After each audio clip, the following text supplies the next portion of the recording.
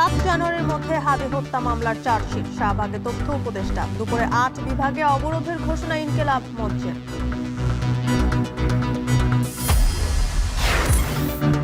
খালেদা জিয়ার অবস্থা অপরিবর্তিত, জানালেন ডাক্তার জাহিদ হোসেন। মায়ের শয্যা পাশে তারেক রহমান। চিকিৎসকদের প্রতি কৃতজ্ঞতা প্রকাশ। শেষ পর্যন্ত জামায়াতের সাথে আসন সমঝোতা হচ্ছে এনসিপির। দাবি 50টি আসন প্রার্থী দেখে বিবেচনার আশ্বাস।